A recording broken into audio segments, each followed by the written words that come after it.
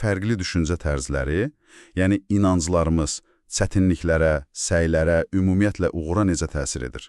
Görək siz özünüzü hansı tərzə daha yaxın hiss edəcəksiniz. Gəlin başlayaq əsas fərqdən. Deməli, Dweck'in əsas ideyası odur ki, insanlar öz qabiliyyətləri haqqında fərqli düşüncədədirlər. Bəziləri inanır ki, zəka, istedad bunlar sabitdir, dəyişməzdir. Digərləri isə? Bəli, digərləri isə inanır ki, bunları inkişaf etdirmək mümkündür. Birinciyə, yəni o sabitliyə inananlara sabit təfəkkür tərzi deyilir. Bu tərzdə olanlar üçün əsas məsələ özünü daim sübut etməkdir. Göstərmək ki, onlar bacarıqlıdır. Və uğursuzluqdan çox qorxurlar. Çünki uğursuzluq sanki onların maskasını çıxarır. Məsələn, kitabda deyilir, orta bir plus qiyməti belə onlar üçün böyük bir zərbə ola bilər. Tam bir məğlubiyyət hissi yaradır. Çox sərt yanaşma dəstində. Deməli, bu onların qabiliyyətsiz olduğunu göstərir, onların nəzərində. Elədir və bəzi təhsil sistemləri də, məsələn, uşaqları zəka səviyyəsinə görə qruplaşdırmaqla bilmədən bu düşüncəni daha da gücləndirə bilər. Bəs o biri dərs, inkişafa inananlar, yəqin ki, daha fərqli yanaşırlar. Əlbəttə, bu inkişaf təfəkkür tərzidir. Burada əsas məsələ odur ki, qabiliyyətlər daşdan deyil, yəni zəhmət, səy, düzgün strategiya ilə onları inkişaf etdirmək olar. Çox maraqlıdır ki, bəzi uşaqlar, məsələn, çətin tapşırıqla üzləşəndə, əla, çətin bir şey deyirlər. Hə, hətta sevinirlər. Bəli, çünki bunu öyrənmə fürsəti kimi görürlər. Tarixdə də belə nümunələr çoxdur. Məsələn, Darwin, Tolstoy, uşaqlıqda heç də wunderkind sayılmayıblar, amma necə deyim, böyük zəhmətlə, əzmlə öz sahələrində zirvəyə çatıblar. İdmançı Ben Hogan da həmçinin. Deməli, sabit təfəkkür tərzi insanı çətinlikdən qaçmağa itələyir, çünki ifşa olunmaqdan qorxur, eləmi? Tamamilə. Çünki çətinlik və ya səhv etmək bərabərdir mən bacarıqsızam deməkdir onlar üçün.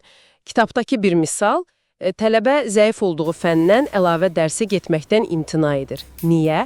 Çünki bu, onun zəifliyini etiraf etmək kimi görünər. Yəni, səy göstərmək özü bir qüsur kimi görünür onlara. Bəli, sanki əgər bacarıqlısansa, niyə əziyyət çəkirsən ki, düşüncəsi var. Bu da təbii ki, öyrənməyə böyük əngəldir. Amma inkişaf təfəkküründə olanlar, məsələn, o idmançı Mia Hamm kimi, onlar səyi başqa cür görürlər, prosesdən zövq alırlar, düzdürmü? Düzdür, onlar üçün səy, əziyyət çəkmək, məşq etmək, bu ustalığa gedən yoldur. Hətta bu prosesin özü maraqlıdır, zövq vericidir. Çətinlik görəndə qorxmurlar, əksinə düşünürlər ki, aha, burada öyrənməli bir şey var. Eyni şeyi biznesdə də görürük. Məsələn, Gerstner IBM-də uzun müddətli inkişafı seçdi, amma Dunlop Sunbeam-də qısa müddətdə qəhrəman olmağa çalışdı və nəticədə... Bəli, nəticə fərqli oldu. Və gəldik çox vacib bir məqama, uşaqların təriflənməsi məsələsinə. Məni bu çox düşündürdü. Necə yəni, uşağı sən nə ağıllısan deyə tərifləmək ona pis təsir edə bilər? Çox maraqlı və vacib məqamdır. Tədqiqatlar, yəni Dweck'in tədqiqatları göstərir ki, uşağın anadan gəlmə qabiliyyətini, zəkasını tərifləyəndə biz onu sabit təfəkkürə itələyirik. Necə? Çünki uşaq düşünür ki, mən ağıllıyam deməli, həmişə uğurlu olmalıyam, səhv etməməliyəm və növbəti dəfə çətin bir şeylə üzləşəndə o ağıllı statusunu itirməkdən qorxur. Nəticədə nə edir? Asan tapşırıqları seçir, risk etmir, uğursuz olanda da tez ruhdan düşür. Deməli, əsas məsələ tərifin özü yox, nəyi təriflədiyimizdə. Yəni, onun zəkasını yox, səyini tərifləmək lazımdır. Doğrudan da çox çalışmısan kimi. Bəli, tam olaraq. Səyi, istifadə etdiyi strategiyanı, göstərdiyi əzmi, prosesi tərifləmək, inkişaf təfəkkürünü gücləndirir. Belə tərif alan uşaqlar çətinliyi normal qəbul edir, öyrənməyə daha həvəsli olur, daha dözümlü olurlar. Hətta bəzi araşdırmalar var ki, deyir, səy tərifindən sonra uşaqların IQ test nəticələri belə yaxşılaşıb. Çox təsirlidir. Yəqin ki, bu düşüncə tərzləri təkcə işdə, məktəbdə yox, şəxsi münasibətlərimizdə də özünü göstərir, hə? Əlbəttə göstərir. Məsələn, sabit təfəkkürlü biri münasibətdə problem çıxanda tez partnyorun, necə deyim, xarakterini günahlandırır. O, həmişə belədir. O, dəyişməz. Bu da problemi sanki həll olunmaz edir. İnkişaf təfəkkürlü isə? O, daha çox həll yönümlü olur. Bəli, qüsurları görür, amma düşünür ki, bunun üzərində işləmək olar, münasibəti inkişaf etdirmək olar. Sabit təfəkkürdə isə uğursuzluq sanki şəxsiyyətin özünə çevrilir. Mən uğursuzam.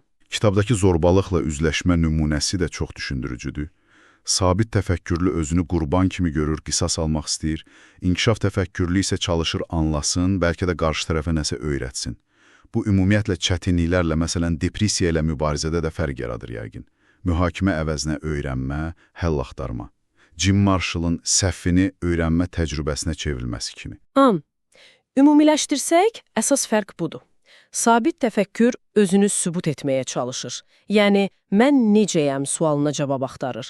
İnkişaf təfəkkürü isə özünü təkmilləşdirməyə fokuslanır. Necə daha yaxşı ola bilərəm? Və vacib bir məqam da var. Potensial əvvəlcədən bilinmir. NASA astronavt seçəndə nəyə baxır? Mövcud biliyə yox. Çətinliyə necə reaksiya verdiyinə, bu çox önəmlidir. Yəni, demək istəmirik ki, hər kəs istəsə Einstein ola bilər. Amma həvəs, zəhmət, məşq, bunlar bizim hara çata biləcəyimizi müəyyən edir. Və bu potensialın sərhəddini biz əvvəlcədən bilmirik. Dahi dediyimiz insanlar da əslində çox zəhmət çəkirlər. O Seabiscuit atının hekayəsi kimi, insanlar sonda istidada deyil, o zəhmətə, əzmə heyran qalırlar. İnkişaf prosesinin özüdür. Tamamilə. Və dinləyicilərimiz üçün son bir düşündürücü fikir. İnkişaf təfəkkür tərzinə sahib olmaq üçün heç də həmişə başlanğıcda özünüzə tam güvənməyiniz lazım deyil. Kitabda deyildiyi kimi, bəzən bir işə məhz ona görə başlaya bilərsiniz ki, həmin işdə yaxşı deyilsiniz. İndi bir düşünün, hansı sahədə özünüzə daha çox sabit təfəkkürlü hiss edirsiniz və həmin sahəyə inkişaf təfəkkürü ilə yanaşmaq.